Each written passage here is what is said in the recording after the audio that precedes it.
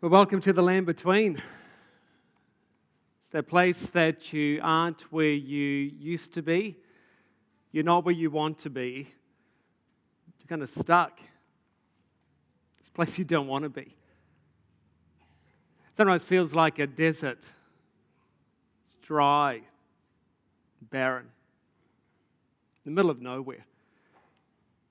And as I mentioned last week, we often arrive at this land between for a whole bunch of different reasons over a period of time.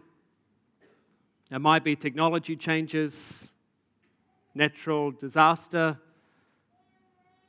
market disaster.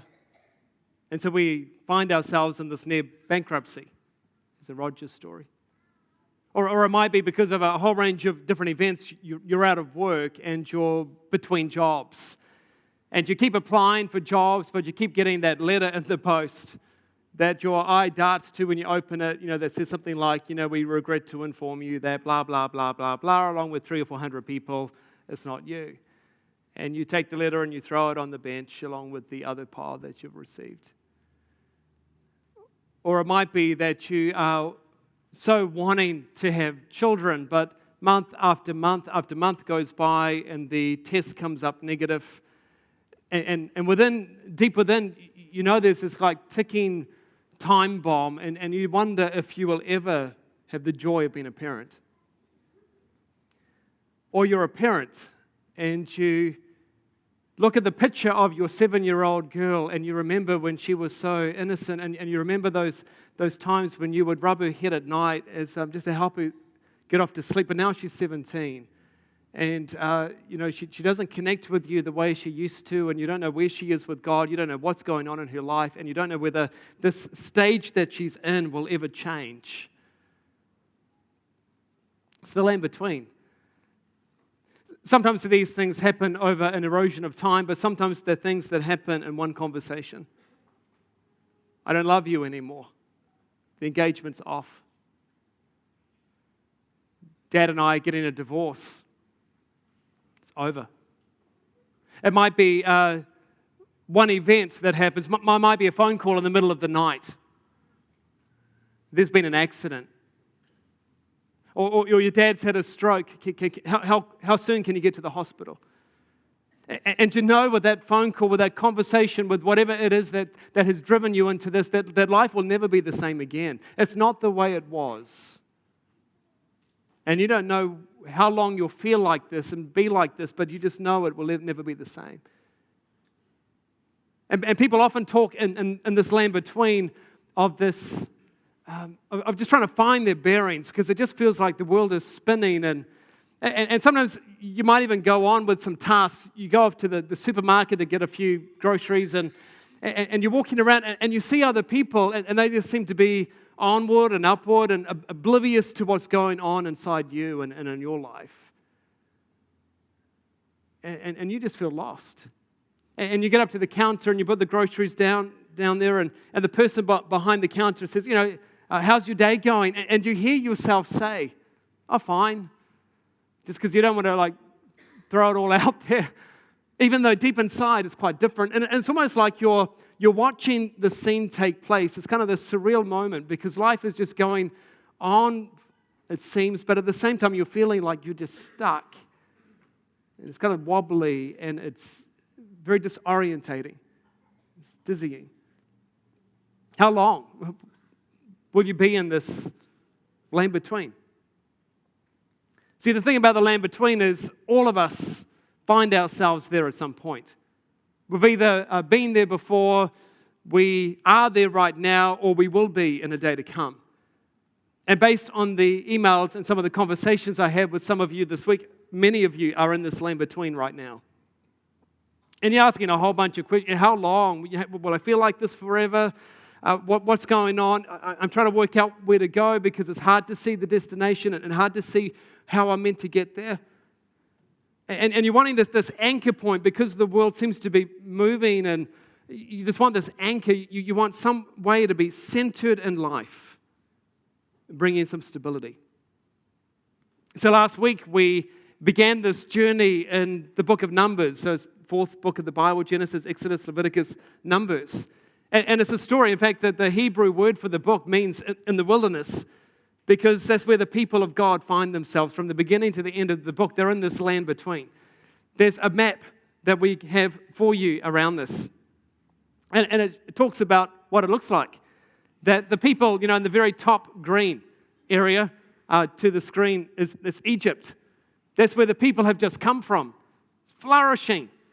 The problem is, of course, that the people of God, the Israelites, were slaves in Egypt. So it wasn't a great time for them. They were these, human robots there at the mercy of the Egyptians to do whatever the Egyptians wanted them to do. So God spoke to the people. He, through these amazing miracles, the 10 plagues, He brought them out of Egypt. And He promised them that He would direct them to the promised land. Land flowing with milk and honey. On your screens, it's at the top right, also green and flourishing. The problem is that they're in the land between, that they're no longer where they were, that they're not yet in the promised land. They're in this land between. We don't know where on the map that is. I've got an arrow there, of course, but really scholars debate over where the route is that they journeyed, all that, but we just know it was a roundabout way. Got a long-winded way as God used this time in their life to prepare them. In fact, one of the lessons we learned last week is that this land between can be a greenhouse for transformative growth, even though it doesn't really feel like that at the time, or a cemetery where your faith can die. And even though we often don't arrive in the land between from our own decisions, we do have choices about how we will respond when we're in this land between. As we come to chapter 2 of Numbers, we continue on in this journey and we come to this chapter, and there's a couple of truths here that are just imperative for us to grasp. Very significant truths for us to not just survive, but thrive in this land between moment. Now, if you've got your Bibles in front of you, you can look up Numbers 2, on your phone or printed Bibles. In fact, I've got a snapshot up here on the screen, because the first thing you'll notice is that it doesn't look all that interesting, does it? If we're really honest, it's one of those chapters we'd rather skim by, because it's just talking about the 12 tribes, and it's effectively a census saying, well, this tribe, there's, 74,000, and this tribe, there's 57,000, and this is how they all kind of camped, and this is how they set out on their journey. And it's just like a little bit of yawn material, you kind of think, and walking through. But there's a couple of truths here I really want us to grasp today, because they are incredibly significant for us to grasp. So let's jump into it and see where this takes us. We read in Numbers chapter 2. The Lord gave these instructions to Moses and Aaron. When the Israelites set up camp, each tribe will be assigned to its own area. The tribal divisions will camp beneath their family banners on all 4 sides of the tabernacle, but at some distance from it. So what I want to do is imagine that we are ancient Israel. That between all of us here are, these hundreds of thousands of people between us. And so I'm going to roam around today and help us kind of picture this. And you're going to have to kind of walk with me and journey with me as we kind of pretend this, because I think once we understand the structure of what's happening, the point of the passage, these truths that we need in our land between are going to become quite clear for us. So it begins this way. The divisions of Reuben, Simeon, and Gad. Oh, where am I? Actually going back. The divisions of Judah, Issachar, and Zebulun are camped toward the sunrise on the east side of the tabernacle beneath their family banners.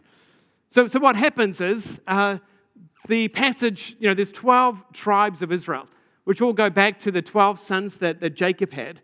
And in the passage, we see them camped to the east, to the south, to the west, and to the north. So at the beginning, I want you guys here to be this tribe of Judah and co. So you guys are at the east. So here, right through to the little gap, and over here, you are Judah and co. Can I hear a cheer from Judah and co? Yeah. I'm sure later on people will cheer a little louder than that. But you guys have something to be excited about, because you're camped to the east. Now, often we think to the north is probably the preferable spot. We tend to move north and think about north being glorious and good. For the Israelite community, east was quite favorable because it's where the sun rose. And so you look out and the sun would be rising and the promise of a new day and new beginnings and hope. So east was kind of the preferred spot for them to camp. So that's why Judah is here. So can I have another cheer from Judah and co? Okay, then over here we have another group. And so this is Reuben and co. So it says here, the divisions of Reuben, Simeon, and Gad are to camp on the south side of the tabernacle beneath their family banner. So a cheer from you guys. Now, I have to say, some of you might be, it was a good cheer, by the way.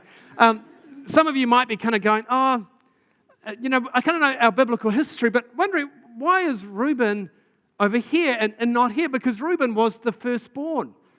So you think, if he was the firstborn, and in a culture that valued kind of firstborn status, why doesn't he have kind of the eastern lot, like Judah and co? And the reason is, in his life, he kind of did some pretty messy things early on. He had an affair with his father's concubine. The story, I'm not going to go into lots of details about that, but the Bible often has these stories that are just plain messy. And so because of what Reuben did, there were consequences to that. And he lost his firstborn status. And then you look at the next guy, Simeon, who would kind of take on that firstborn status, the next in the family. But unfortunately, Simeon, his life wasn't much better either. He took justice into his own, hands, trying to work out something because of something that happened in the family. So he violently massacred a group of people. So he lost what would have been his firstborn status. And so here we have Reuben and Simeon, they've lost that. They can't be over here. So right now, you're probably feeling a little deflated from all that, right? Hundreds of years later, there's still some consequences to all that. But you're over here. There's a good part of that story later on we'll come to. Okay, next we have in our story to the west side. You guys, so we read, the divisions of Ephraim, Manasseh, and Benjamin are to camp on the west side of the tabernacle beneath their family banner. So when Jacob got married to Rachel, he had a couple of other kids, Joseph and Benjamin.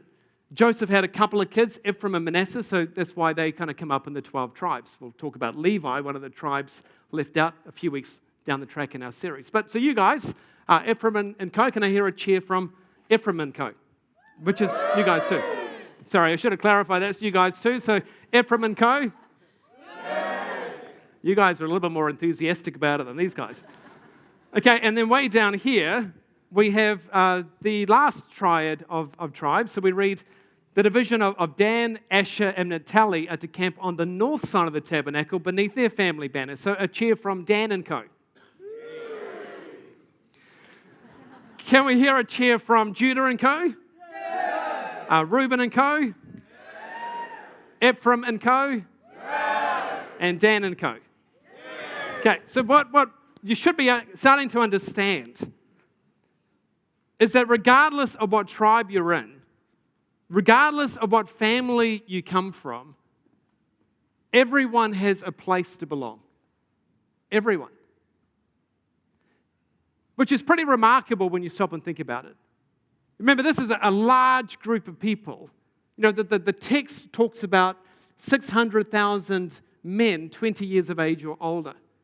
So add in wives and young children, scholars would say, it might be a couple of million people kind of journeying in this land between right now.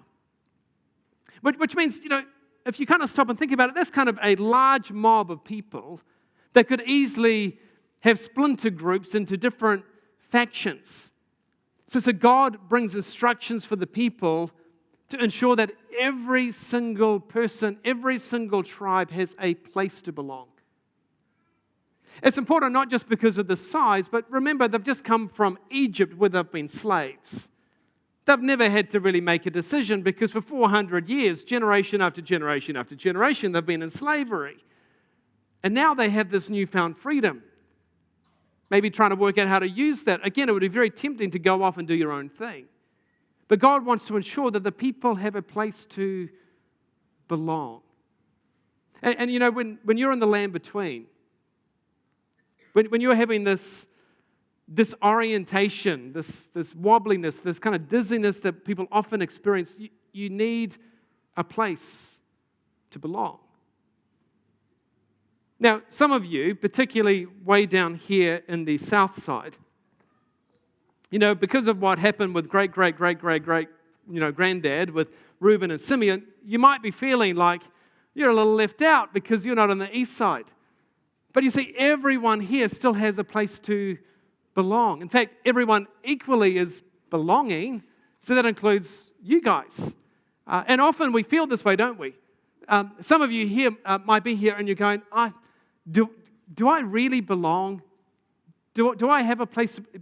But you see, when Jesus brought this faith community that we call the church together, he said it's made up of men and women, people of all cultures, people of all backgrounds, brings us all together where we find this place to belong and a place to belong equally. It's the first, come as you are community.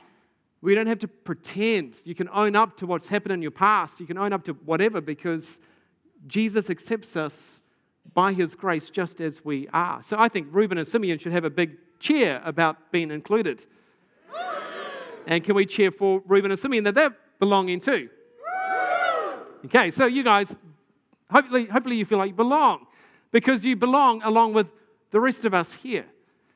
Now often what I see is when people go through the land between, when they're going through these tough times at work and in relationships and health and crisis, often the temptation is to almost pull away from people and to kind of like hide in a little shell because we don't know what to do and we just feel a little lost.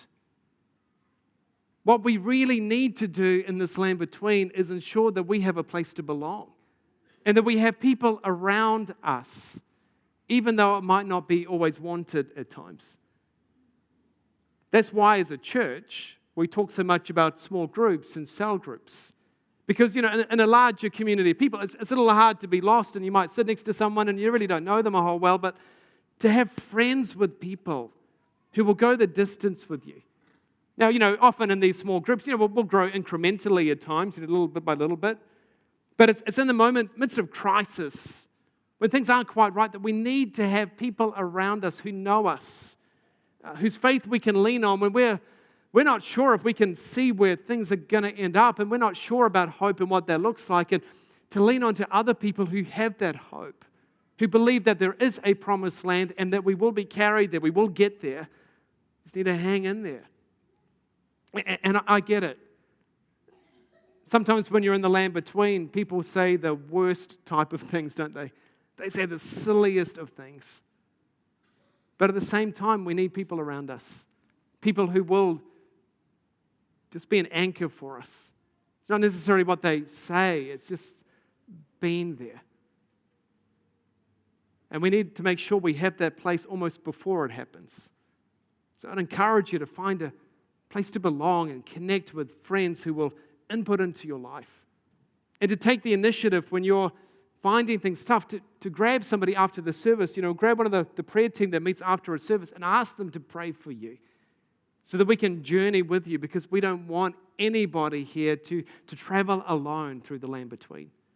In the land between, it's vital that we find a place to connect, a place to belong. Now, there's another truth I want you to grasp in this passage. And to do that, we're going to have to move around a little bit. So first of all, Judah, over here and over here. If I can, can I cheer from Judah again? If I can get you to turn your chairs completely around, not just look this way, turn your chair to face the very center. Okay, so you need to turn around here.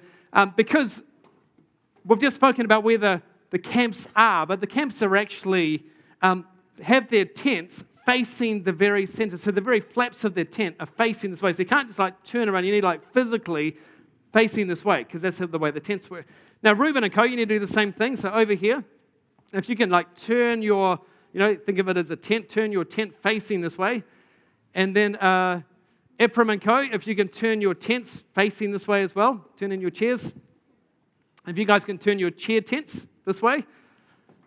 And over here as well, if you kind of turn right, so that all of us are physically facing the center.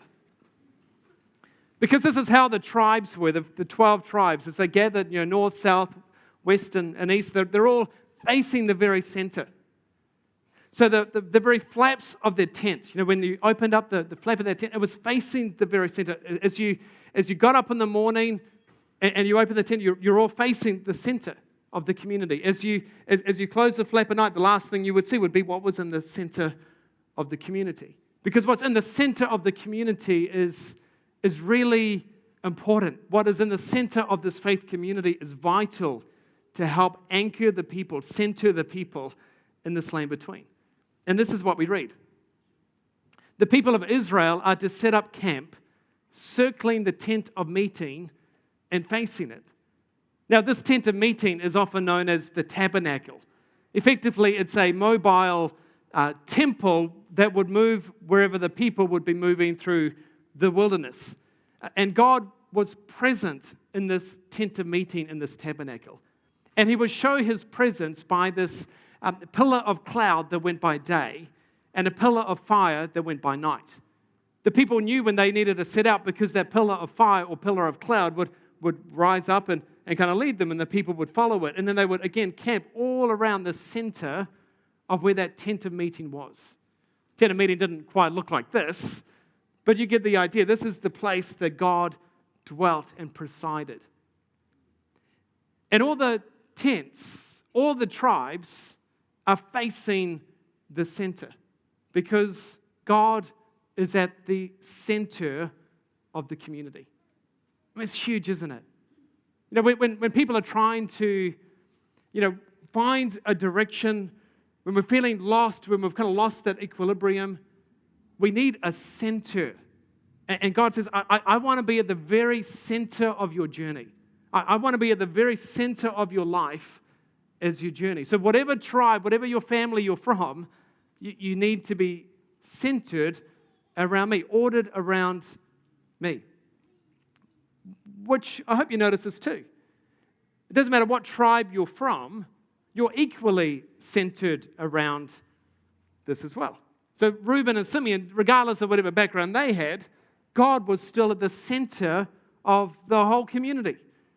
And so in the very morning, the first thing you would notice, once you kind of wiped the sleep away from your eyes and got dressed, and as you rolled up the flap of the tent, the very first thing you would see is, this tent of meeting. You would look up and you would see the pillar of cloud by day. And you would be reminded that God is at the center of our community. At night, once you kind of put the kids to bed and it's getting dark at the sunset, and you roll down the flap of that tent, the last thing you would see is the pillar of fire hovering over the tent at night, reminding you again that God is present in this community. And maybe something would happen at night that kind of startled you in some way, and you started to wonder, maybe some enemies are coming in, and maybe we're at risk, and you were fearful, and you would open back the flap, and again you would see the pillar of fire over the tent of meeting, reminding you that God is present, God is protecting, God is guiding, God is leading, God is here, God is able. Isn't that what we need in the land between? When we feel like so lost in this wilderness and it's barren and dry, and we're just trying to work out what's going on, to remember God is present. Now, we don't live in tents anymore, and we don't, God doesn't have this tent of meeting. But we read in the New Testament, the Word became human and made His home among us. Jesus became human and made His home, which some of you might realize it's kind of the word tabernacled, that he had a kind of a tent of meeting here. By His physical presence, He was this tent of meeting, walking around where people were. It's a pretty cool concept. And then when Jesus left, He sent His Spirit. And where does His Spirit dwell? In the faith community and you and me. That we are the temple of God where God now dwells. So whatever is happening, God is present, centered in our lives. As I was thinking about that this week, I was thinking how we so often get focused on getting there.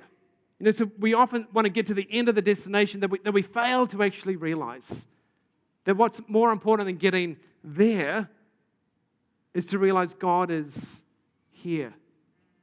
What's more important than getting there is to realize God is here, right? Can you say that with me? What's more important than getting there is knowing that God is here. Because it's shaky. We often even don't know what there even looks like and how long it will be, but what allows us to carry on.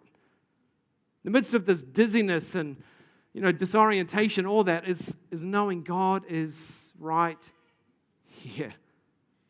And maybe by faith you just need to, raise the flap of the tent and see the pillar of cloud, the pillar of fire over your life. God often reminds us, doesn't He, of His presence. It might be an email from a friend, might be just the right word or the right action that happens at particular times. It might be that mystical warmth of the Spirit of God in our lives. It reminds us of His presence in so many ways. It's just believing that to be true, that God is here. Because what's more important than getting there is knowing, believing God is here. Now, there's a comfort, isn't it, from knowing God is at the center. But I think there's also a challenge.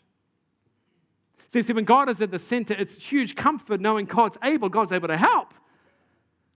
There's a bit of a challenge, though, too, because, when you close the flap of your tent and you start to, gossip to your spouse about something or something's going on in your life, oh, where's it? God is there. God hears what's going on. God sees what's going on. And in fact, it raises a question, is God actually at the center of my life? See, for us today, often what happens is very easy to talk about God being at the center. Perhaps it's easy for God to actually be on the sideline and something else to actually be at the center. And the way you know whether something's at the center or not is where you find your identity, where you find your security, where you find and how do you live out your meaning. What do you get up for in the morning? I wonder if for many of us it might be kind of our job and what we do, or just earning more in our bank balance, or our postal code, just kind of keeping up appearances. And maybe it's in these things we find our identity, because there's this promise that if you achieve in your workplace, you'll become somebody and people will look up to you, and you'll have this security in your bank account, and you'll be somebody in the neighborhood that you're in. And perhaps, this pop quiz might help you determine what is at the center. Which of these two statements causes you more anxiety? Statement number 1, there is no God. Or statement number 2, there is no money in my bank account. Which of those seems to cause, if either one of those was true, causes more anxiety? You see, if the first is true, well, we should be really anxious. If the second is true, we might feel anxious. But actually, if we believe God exists, and God is able, and God will provide for our daily bread, well, then we don't actually need to be all that worried and anxious. But often it's the other way around, isn't it? And sometimes I wonder if the reason we get this sense of lostness and disorientation and maximized in our life is because some other thing has been at the center. So when the market crashes, or when we lose that title that we have, or when we have to downgrade our house, suddenly the things that actually gave us meaning and purpose and security are no longer there, and we feel lost. We don't know who we are anymore. And these promises that things like money gives us, we suddenly realize aren't true. It's like Proverbs says, the blink of an eye, wealth disappears, for it will sprout wings and fly away like an eagle. It gives us lots of promises. It says you can trust me for your security. You can trust me to make you somebody important. It just can't live up to its promises. But so often we center our lives around these things. Or it might even be something good like children. That children, good things, we want to be good parents, but if our identity is solely in our kids, and that's what our meaning and purpose is solely, and that, this is, even our security is based on, well, if they do well or not, there's an enormous amount of pressure we can put on our kids to perform and be somebody. And then if they fail or if they go off the rails in some way, we feel it on us. Rather than realize God needs to be at the center. And we need to train and equip our children that God would be at the center and live life in that way. You see, that's why worship is so important. That as we come and we worship God, we remind our minds and our hearts that God needs to be at the center. That we find our identity in Him as His sons and daughters. That we find our security in Him, an eternal security. That we find our meaning in Him, a purpose to get up for and do whatever we're doing for Him to His glory. It's easy for God to be sidelined. We just need to make sure God's actually at the center of our lives. So today you might be in this land between. And you just need to remind yourself again, God needs to be at the center. Because if He's not, that sense of disorientation is going to be maximized in a significant way. And if you're in this lane between, to realize that what's more important than getting there is to know God is here. And to realize that you don't need to go through this journey alone. You shouldn't go through this journey alone. You need a place to belong. I'm going to invite Tyler to come out and sing an item to us. I want you to take this opportunity just to sit kind of still where you are. You don't need to move and face the front. You might just want to close your eyes and allow the words of the song to be sung over you. To realize again that God is able. God will lead us on the journey, that God can be trusted. God is here. It might be as you're just listening to the song, it might be that before God, you talk about the steps you need to take in order to be in community with others and grab hold of a place to belong. It might be that you just remind your heart and soul again. That's what's more important than getting there is to know that God is actually right here, right now. Or it might even be a challenge to make sure that whatever idol might be in the place of the spot, that needs to be God to find our identity and security and belonging. You might be here today and you don't yet know Jesus. And today might be an opportunity for you to pray and to say, God, really, to be honest, at the center of my life is me. And I actually want to swap it for you. I want to find my identity now in who you are. That the reason for my life is you. And that the security where I've been trusting in X, Y, Z, I would now trust you, God. Might be a time for you to step by faith towards God and this relationship He invites you to pursue. So just take this opportunity to listen and to talk to God about this season, this lane between.